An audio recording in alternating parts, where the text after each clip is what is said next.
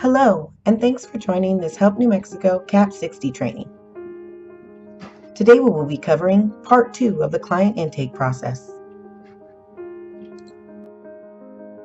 A few things to remember before we get started. This process can be time-consuming. Please set aside enough time so that you are entering the client information accurately. There is a lot of client information to enter. Make sure you have all of the documents you need before you get started. Although not all of the information is required, please be sure to include as much information as possible. Help New Mexico has a lot of programs and promotes wraparound services. Keep an eye out for additional programs that can benefit your client. Let's take a look at the overall intake process. Step 1. Log into the CAP60 database and search for the client in the existing client list or the front desk list. Checking the database to ensure that the client is not already in our system helps to decrease duplicate entries. Step 2. Add the client's personal and household information into the new client intake fields. During this process, we will be adding the following: new head of household information, family members, family characteristics and needs, employment information, eligibility income information, referrals, and of course we will be checking the program eligibility status.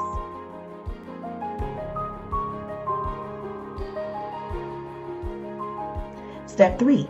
Add the case information, run the audit function, and save the new client entry. During this process, we will be adding the following: new case information, documents and services, program goals, family goals into the case, print program goals for client files, and audit and correct the entry.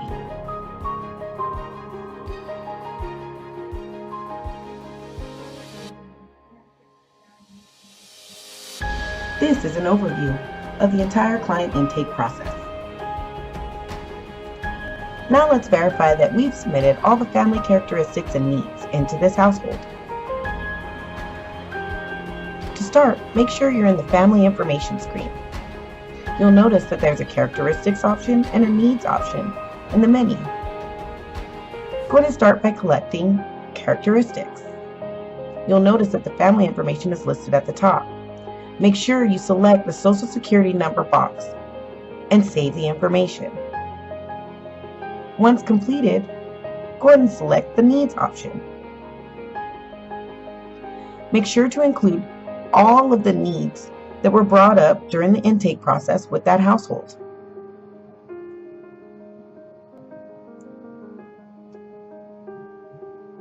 In this particular situation, you needed assistance with food, assistance with rent, finding employment,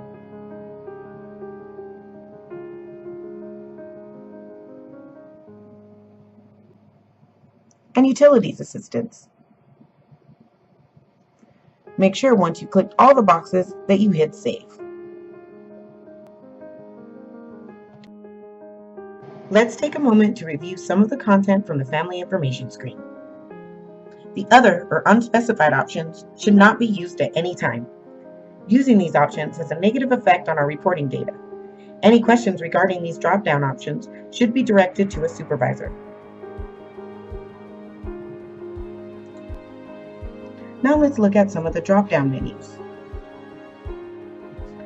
The Family Type menu, located in the Family Information screen, includes the following options: not assigned, extended family, grandparent raising children, mixed adults with children, other, single parent female, single parent male, single person, 2 adults, no children, 2-parent household, and unspecified.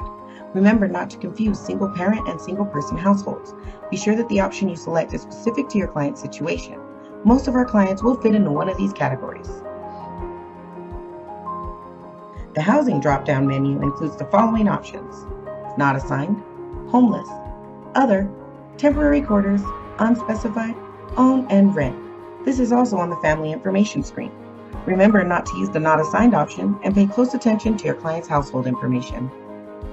Now let's look at the if homeless option, which is located in the residence information field.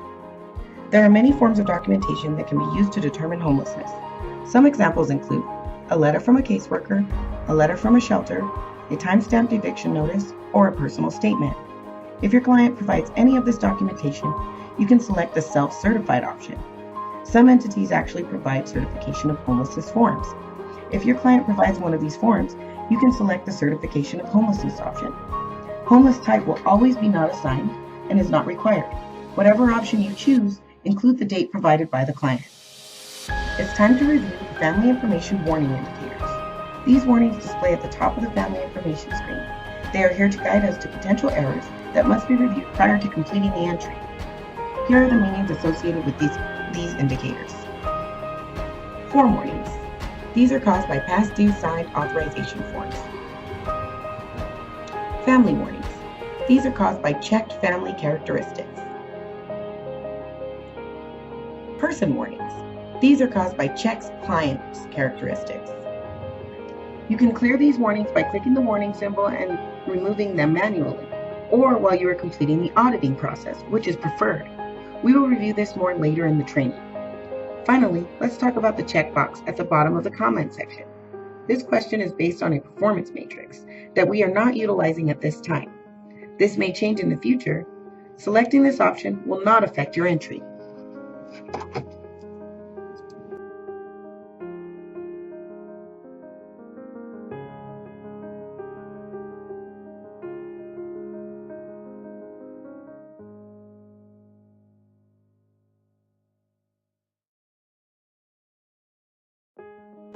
Now it's time to add the employment information for this household. You can start by selecting the employment option in the menu located on the left-hand side of the page. This will bring you to the employment screen. You'll notice that there are no entries for this household. Select the Add key and it'll bring you to a new employment page. Start by selecting the client that you are including employment information for. Put in the occupation type and whether or not they are a current active employee at this location. In this case, it's no. Include the dates that they work,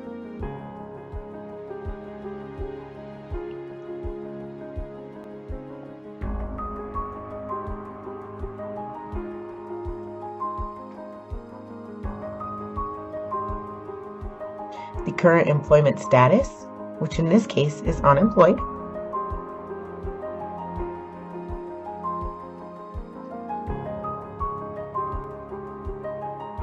and the employment type. My client was only working 25 hours a week, which is part-time. You can also include the reason for leaving. My client had a death in the family.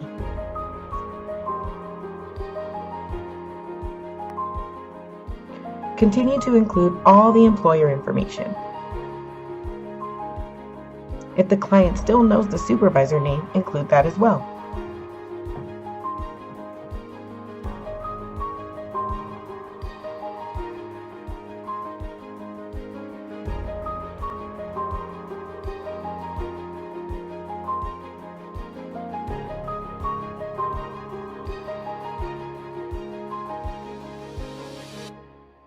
Even though not required, it's always great to include the phone number and hours per week that were worked by the employees during their employment.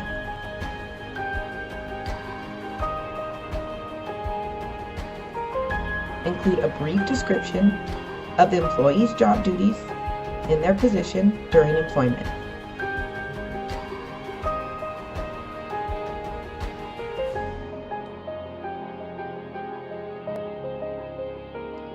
You then want to include the weeks unemployed out of the last 26 weeks.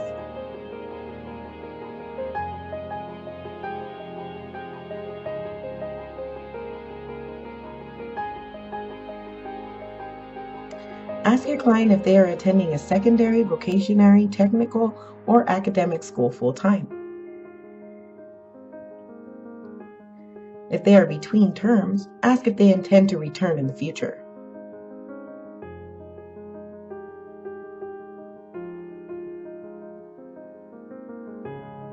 You can then move on to including the schedule that the client worked during employment. Try to be as accurate as possible, and don't leave out any information that the client has provided.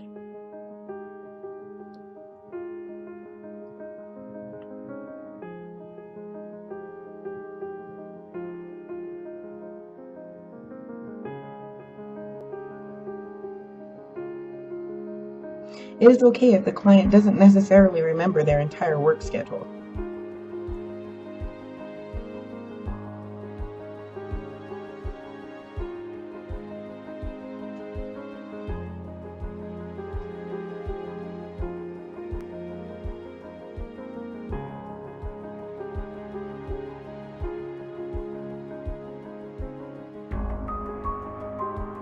The Created By option will not allow you to fill anything in, and it is not required. Always remember to save your entry. Hit Save and New if you have another entry. Now let's add the family eligibility income information. You can start by selecting Family Eligibility Income option, located in the menu on the left-hand side of the page.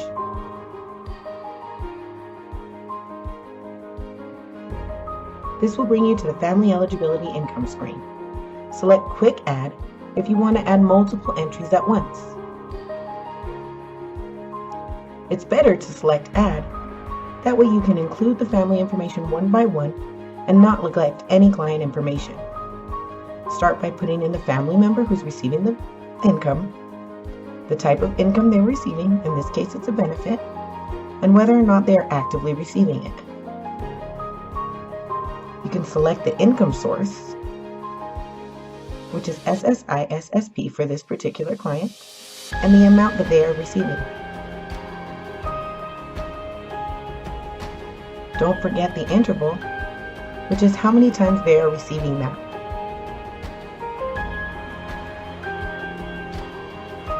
The date we received the information, and the date that we verified the information. Employment is always going to be not assigned, but that's okay because it's not required. Select whether or not you verified the income and how it was verified in this drop-down. In this case, we got a hard copy and included it in the client's file.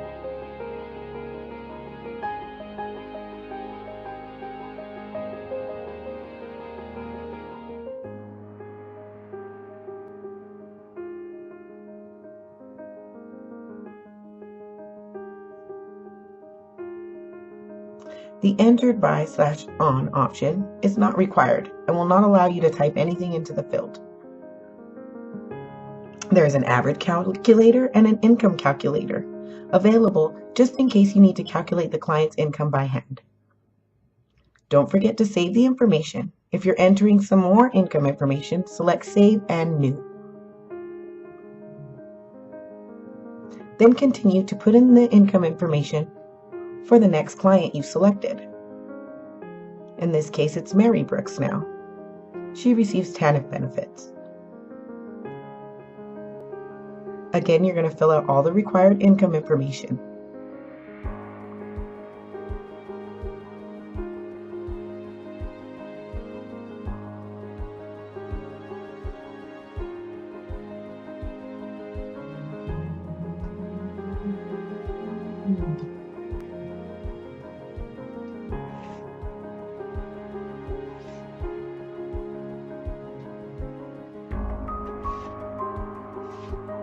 And although it's not required, it's always helpful to include a brief note in the comments section indicating how you verified that client's income.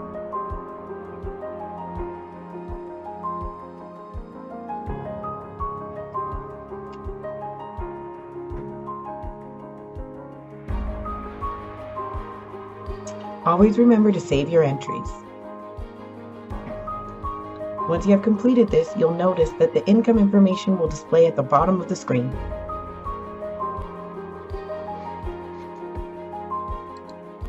Now we need to check the client's program eligibility status. This information is located in the Case Information option in the menu on the left-hand side of the page. Once you're in the Case Information screen, select Eligibility. This will bring you into the eligibility screen. Put in the application date and what you're checking for, which in this case will be programs. Select the household member from the drop-down menu. As you can see, this will pull up a detailed list of Help New Mexico programs that we have to offer and whether or not the client is eligible for any of them. You can select different household members from the drop-down list, and it will pull up the same information for them.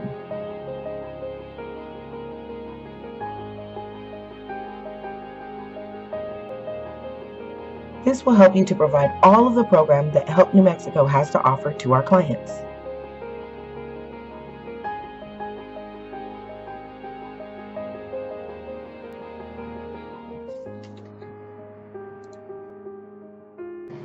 Step 3. Add case information, run the audit function, and save the new client entry.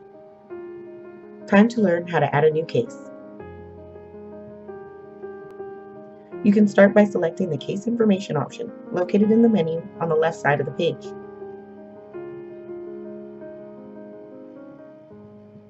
This will bring you to the Case Information screen.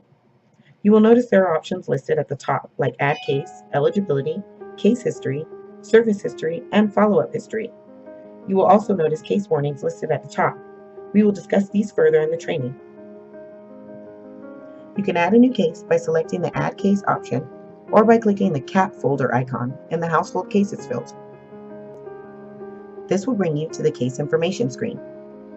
Start by adding the date applied. Never leave any date fields empty in CAP60. Then add the case number. The case number will be the client's first initial, last initial, and the last 4 of their social.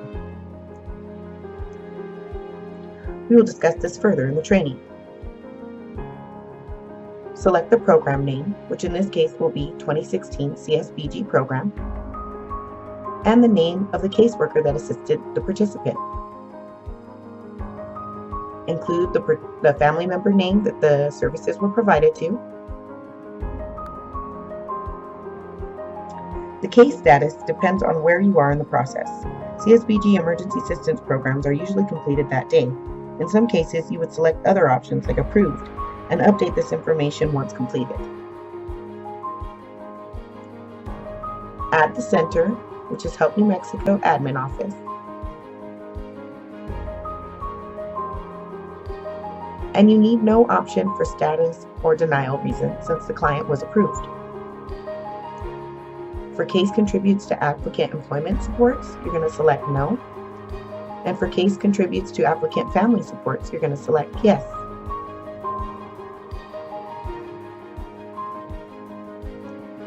Include comments in regards to the services provided to that participant. Remember the CAP60 model. The more information you provide, the better, especially if the client is being assisted by another Help New Mexico representative in the future.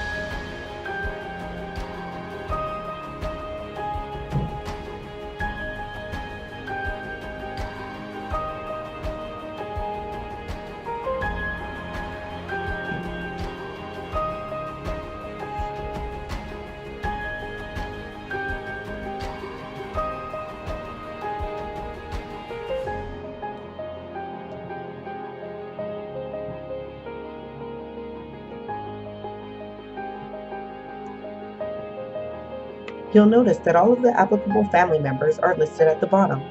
Select all of the family members that were affected by the services you provided, in this case, the entire household. And never forget to save your entries.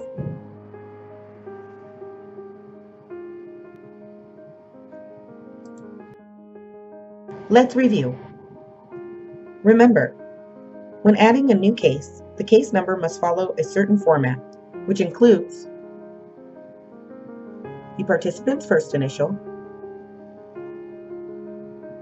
the participant's last initial, and the last 4 digits of the participant's Social Security number. To avoid duplicates, I did not include a case number, but our client's case number would have been G for Garth, B for Brooks, 5533 for the last 4 of the social. Let's also take a second look at the CSBG dropdowns in the additional information section on the case information screen. Case contributes to applicant employment supports, and case contributes to applicant family supports. If you have provided additional job support services, such as job readiness, job search assistance, or job placement, and have thoroughly documented these activities in case notes and completed the required follow-up, you can select Yes, Case contributes to applicant employment supports. If the case you are entering is associated with the services and the outcomes that directly contribute to overall family needs, then you can select Yes, Case contributes to applicant family supports. If neither of these options apply, then select No. Now it's time to add documents and services into the case. This information is all located in the Case Information screen. You can start by selecting the case number in the Household Cases list. This will bring you to the Case Summary page. As you can see, the Case Summary page has a lot of entry fields. We're going to start by entering the required documentation.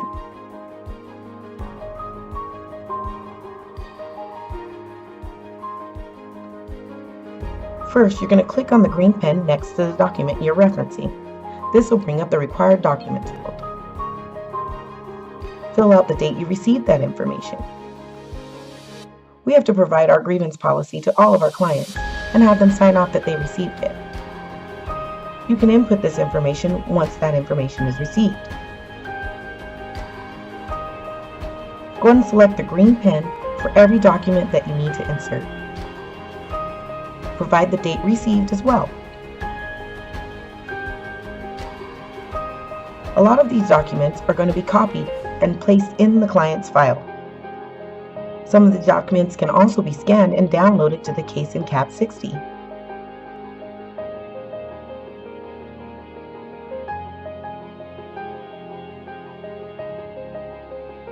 Add every document until you have satisfied all of the requirements. And always remember to save each entry.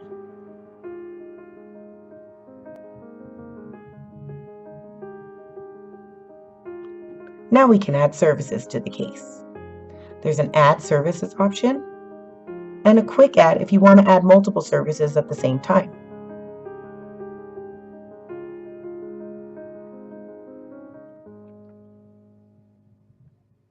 As you'll notice, this has options to add service 1, 2, and 3 at once.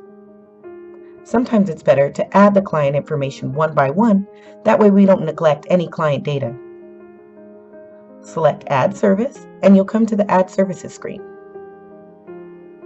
Start by entering the information for the service you provided.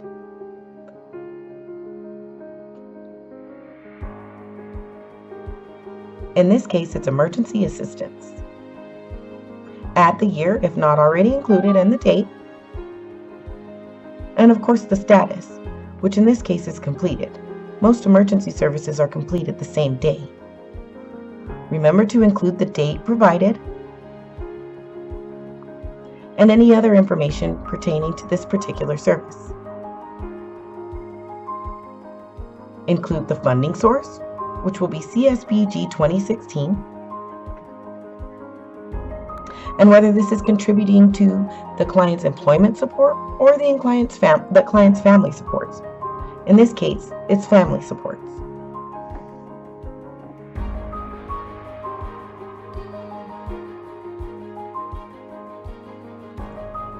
Now let's move on to resources.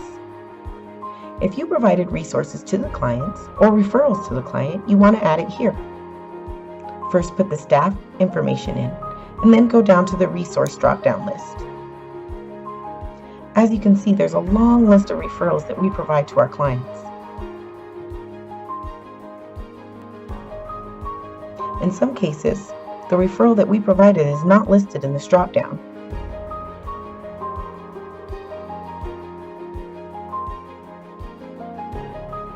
Include the center as well. And then if your referral was not in the drop-down list, you can move on to the next screen, or you can select the additional household members that this is affecting. In this case, the service has assisted the entire family. If you decide to provide the unlisted resource, go ahead and fill out the information here. Include whether you want to add the resource to the drop-down list, or if you would like to add the resource to the household housing information.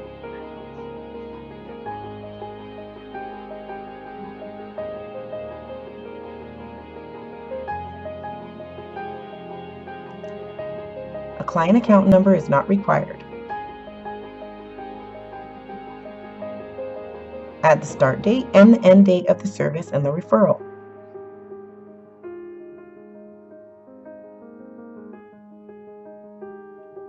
Include the referred by option from the drop-down menu listed.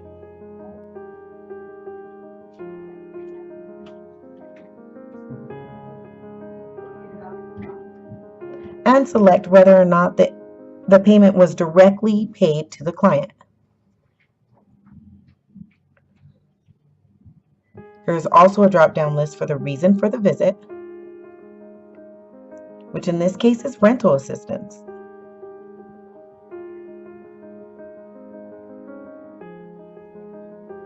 As we said before, the more information, the better. Use the comment section to provide as many case notes as possible.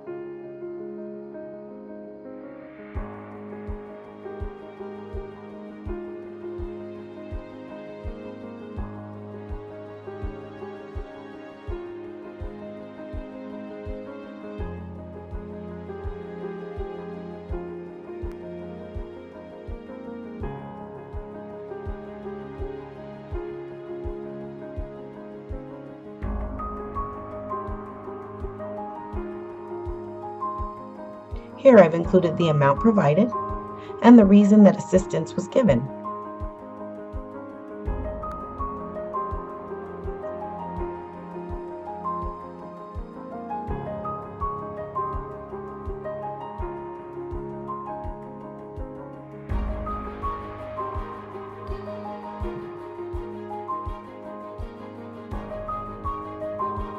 Always remember to save your entry.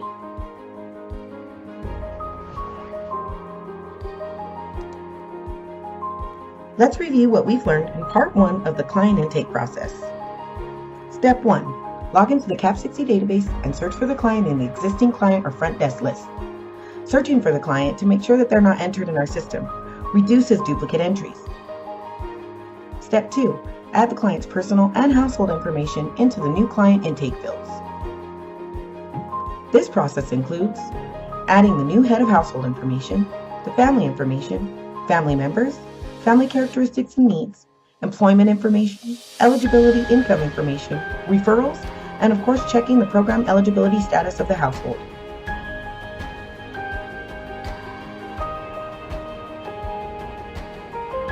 Step 3. Add case information, run the audit function, and save the new client entry. This part of the process will be reviewed during Part 2 of the client intake training. This is a review of Part 1 of the client intake process. And always remember our CAP60 model. The more information you include, the better. Thank you for attending Part 1 of the CAP60 Client Intake Training. Please remember to complete Part 2 of this training and then submit your signed acknowledgement form to the Training and Development Department at your earliest convenience. Have a great day.